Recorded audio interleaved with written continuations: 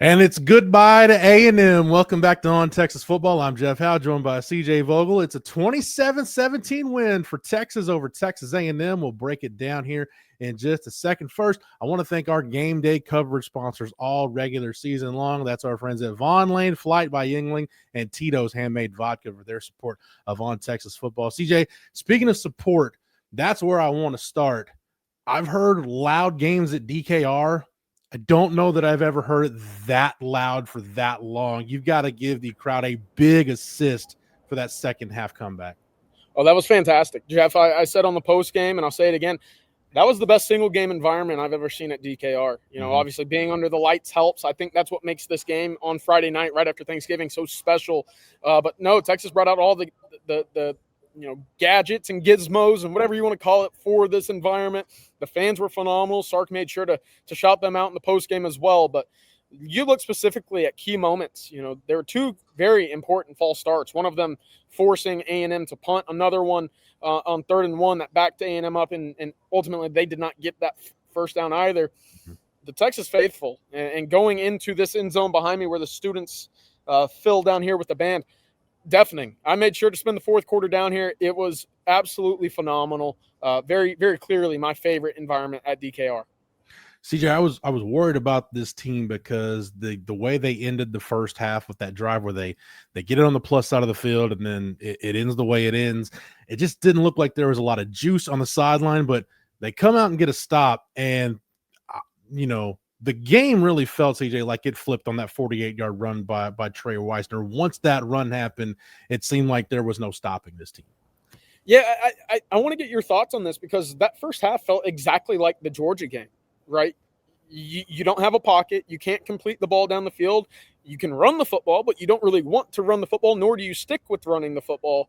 Mm-hmm. And I sat there and said, okay, well, it looks like with 5.9 yards per carry for Trey Weisner, there's a little bit of a rhythm that you could get into. And if for whatever reason, Texas just didn't get into it in the first half. But to your point, that first run coming out of halftime, 48 yards, longest run of the season by a Texas running back, might I add, that really started to get things going, and start credit to him. He stuck with it. That Texas running game, they found a rhythm.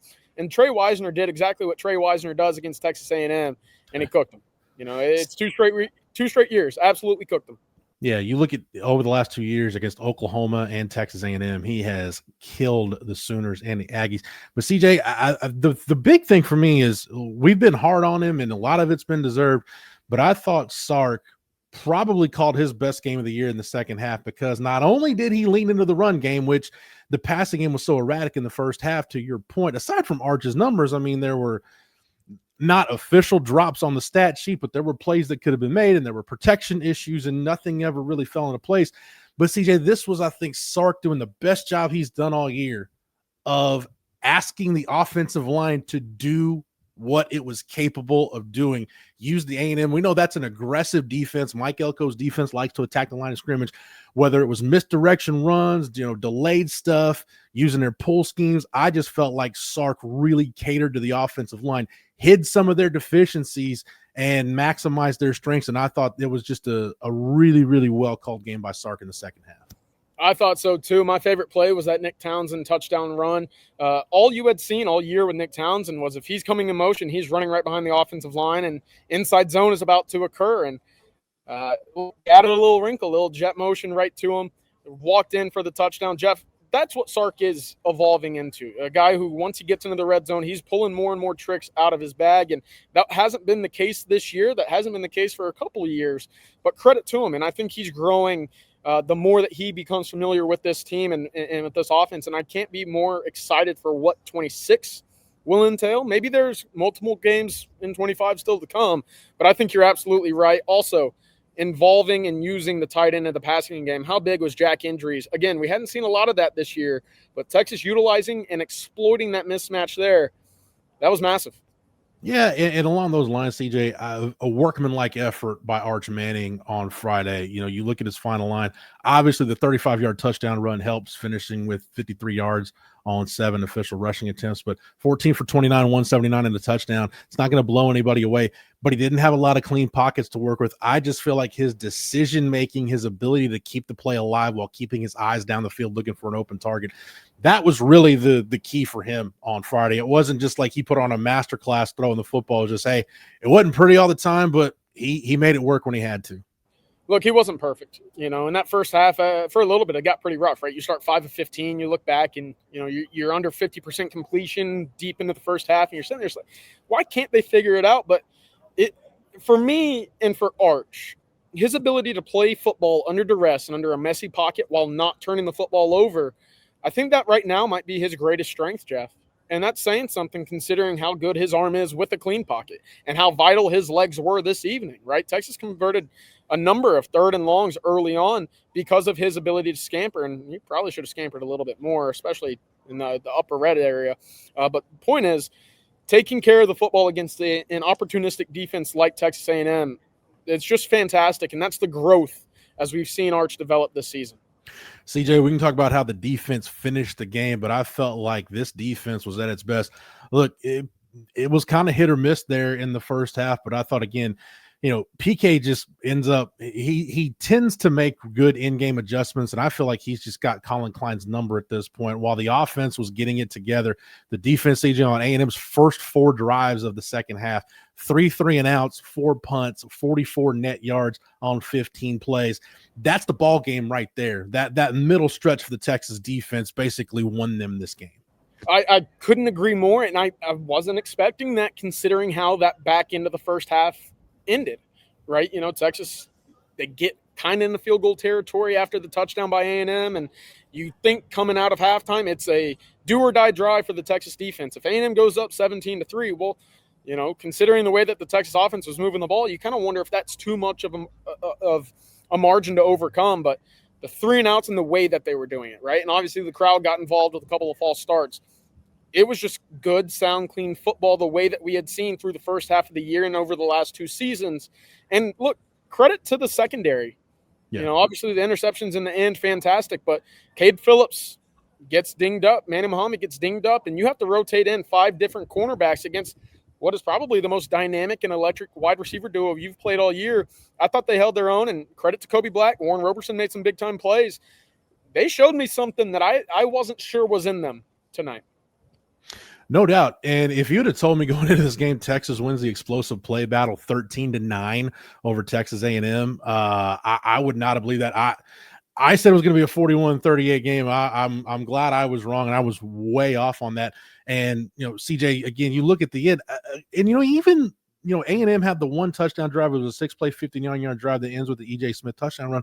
But even you look at A&M's, their penultimate drive of the game, it's a 9-play, 57-yard drive, but at that point, man, almost 3.5 minutes, they were running out of clock, and then Michael Taft ends it with an interception. CJ, we talk about Michael Taft when we've got to, but Justice Terry with the pressure right there, probably the biggest play that the young defensive lineman has made in his young career right there.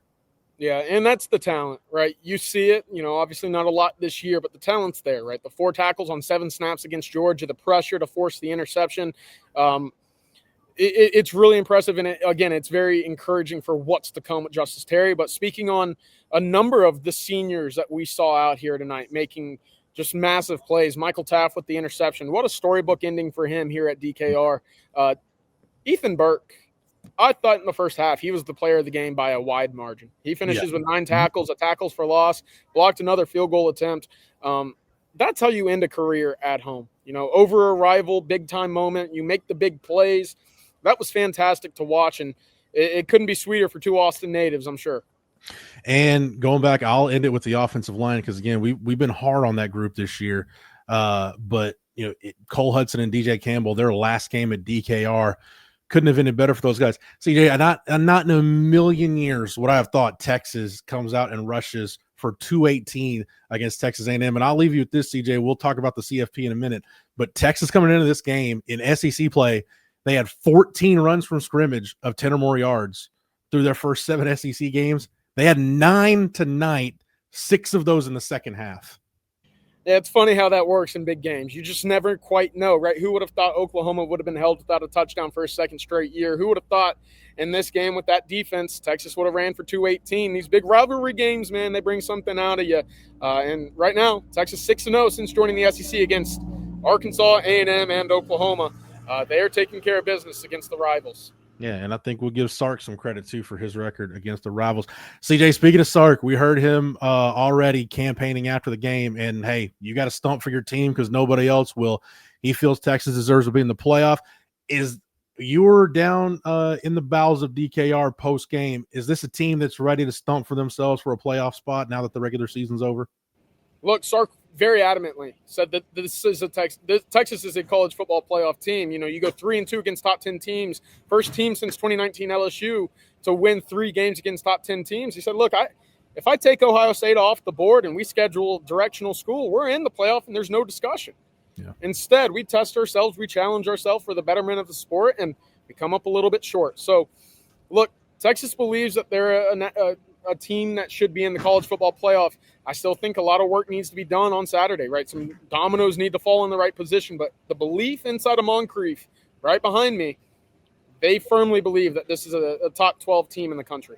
CJ, I'll let you get the last word. They're going to be sweating it out even through championship weekend, but the fact that they're in a position to sweat it out, they gave the committee one hell of a final impression because a second straight double-digit win over the Aggies. It would have been A&M's first 12-0 regular season since 1992. And thanks to Texas, maybe the best second-half performance we've seen from a Texas team under Steve Sarkeesian.